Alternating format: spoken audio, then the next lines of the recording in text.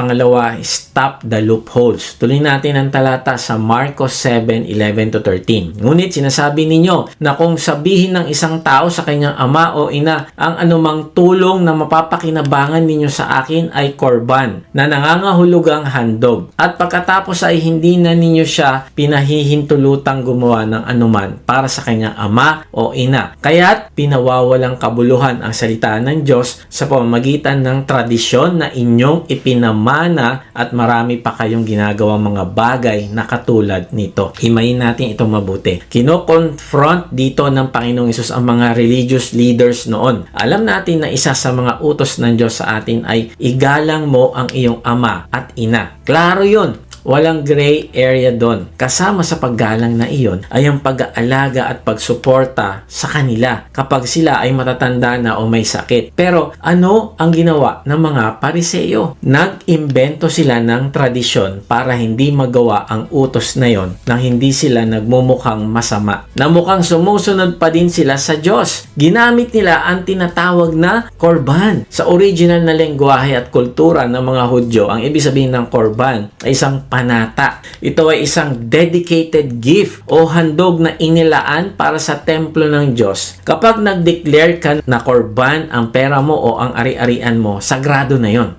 Bawal nang galawin para sa personal na paggamit o para ibigay sa iba. So, sa panlabas na anyo, napaka-holy naman talagang pakinggan, di ba? Isipin mo, sasabihin ng tao, Lord, sa inyo na po itong buong ipon ko. Sa gawain nyo na po ito. Mukhang napaka-espiritual. Pero tingnan mo ang laman ng verse 12 at 13. Ibinunyag ng Panginoong Hesus ang maitim na motibo sa likod ng paggamit ng korban. Sabi niya, dahil sa tradisyong ito, hindi na ninyo siya pinahihintulutang gumawa ng anuman para sa kanyang ama o ina. Ang ibig sabihin, kapag lumapit ang mga matatandang magulang para humingi ng pambili ng gamot o pagkain, sasabihin ng anak, naku, pasensya na po, inay, itay, gustuhin ko man kayong tulungan. Naipangako ko na po ito sa templo. Korban na po ito. Nakikita mo ba ang matinding pandaraya dito? Ginagawa nilang excuse ang pagiging makajos para takasan ang obligasyon nilang mahalin at tulungan ang sarili nilang pamilya. Para hindi mahalata yung greediness, ay binibihisan nila ito ng salitang pangrelihiyon gaya ng korban. Kaya sabi ng Panginoong Hesus sa verse 13, kaya't pinawawalang kabuluhan ang salita ng Diyos sa pamamagitan ng tradisyon. Ang ibig sabihin ay pinawalang bisa nila, o sa English, they nullified the word of God. Mas pinili nilang protektahan ng kanilang religious system kaysa sundin ang mismong puso ng Diyos. Ano ba ang puso ng Diyos?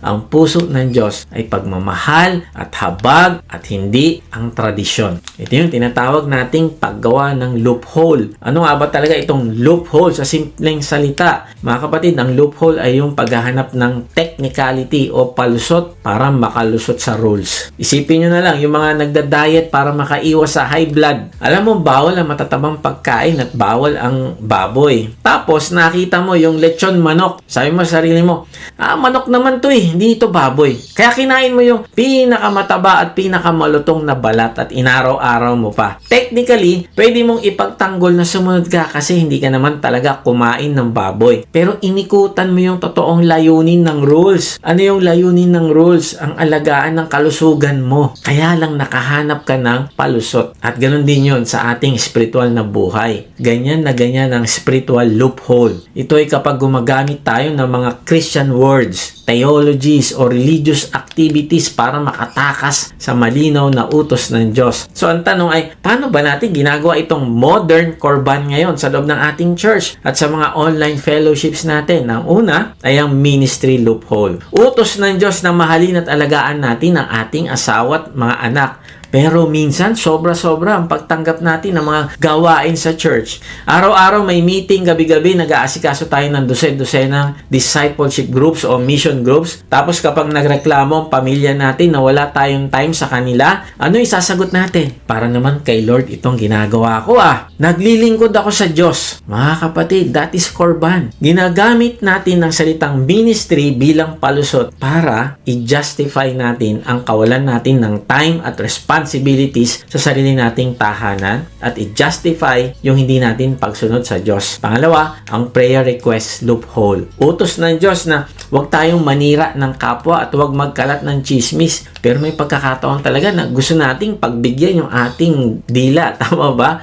Kaya bago mag-start ng group meeting, sasabihin natin, mga kapatid, please pray for Brother Henner. Kasi nakita ko siya may kasamang iba. Example lang yun Brother Henner. Tapos nalaman ko na baon pala sila sa utang. Pag-pray natin sila. That is korban. Ginamit natin ang salitang prayer para mapagtakpan ang kasalanan ng chismis o paninira. Now, hindi ko chinichismis si Brother Henner Nagbibigay lang ako ng example. Si Brother Henner ay napaka-faithful, napakasipag, na mananampalataya at servant ng Panginoong Yesus. Very, very faithful. O kaya naman, ay ginagamit yung oras ng kumpanya para mag-prepare ng Bible study. Okay lang naman, hindi pa ako busy sa work, mag-Bible study lang kami. O kaya maaaring nagbibigay ka ng justification sa sideline. Okay lang to, diskarte lang.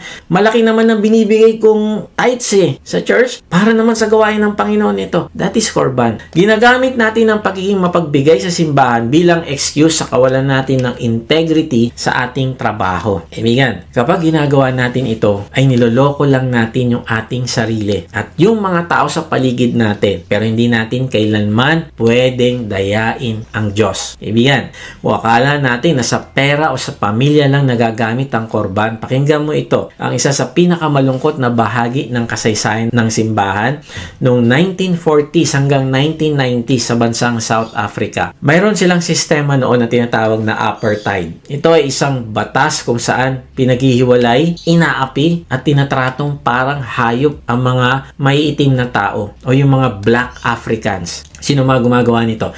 Yung mga puti. Ang isang nakakapanlumo dito, ang isa sa mga pangunahing nagtanggol sa batas na ito, ay ang isang malaking grupo ng mga simbahan noon. Gumamit sila ng isang napakalaking spiritual loophole. Ginamit nila ang kwento sa Genesis tungkol sa Tore ng Babel at ang paghihiwalay ng mga nasyon para sabihin kalooban ng Diyos na magkahiwalay ang mga lahi. Ginamit nila ang theology para i-justify ang kanilang racism, ang kanilang pride at ang kanilang kalupitan. Ginawa nilang palusot ang salita ng Diyos para hindi nila mahalin ang kanilang kapwa. The religious language did not change the fact that it was evil at inabot ng ilang dekada bago sila nagsisi at umamin na ginamit nila ang pangalan ng Diyos para pagtakpan ang kanilang kasamaan. Kaibigan, baka ganyan din ang ginagawa natin ngayon sa mas maliit na paraan. Baka ginagamit natin ang Biblia para i-justify ang hindi natin pagpapatawad. Sasabihin natin, sabi nga sa Bible,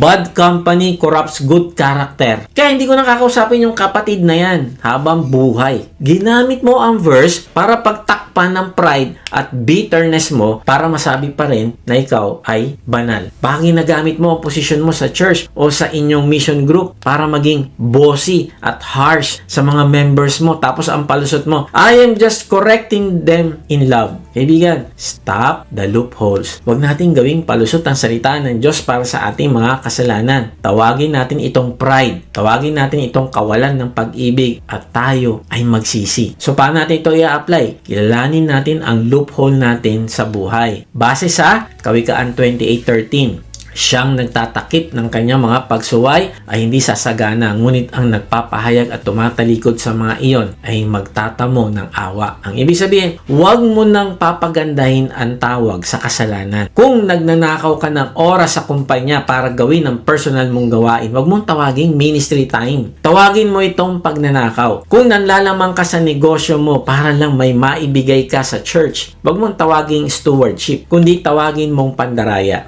Huwag mo tawagin affair o complicated status ang pagkakaroon ng ibang karelasyon. Tawagin mo itong adultery at pakikiapid. Huwag mo tawaging white lie o diskarte lang ang panluloko sa kliyente. Tawagin mo itong kasinungalingan. Kapag nagtatanim ka ng galit sa isang kapatid at ayaw mo siyang kausapin, huwag mong sabihin, I'm just protecting my peace o setting boundaries lang ako. No? Tawagin mo itong unforgiveness. Tawagin mo itong pride at katigasan ng puso. Huwag mo tawaging harmless flirting o friendly chat lang, yung palihim mong pagte-text sa hindi mo naman asawa. Tawagin mo itong emotional cheating adultery at lust. At kapag naglalabas ka ng sama ng loob para siraan ng ibang tao, huwag mo tawaging venting out o righteous indignation lang naman ito. No, tawagin mo itong paninira at chismis. Kaibigan, hanggat pinagtatakpan natin ang mga gandang Christian words at modernong termino ang ating mga kasalanan, hindi tayo makakaranas ng totoong kalayaan. True repentance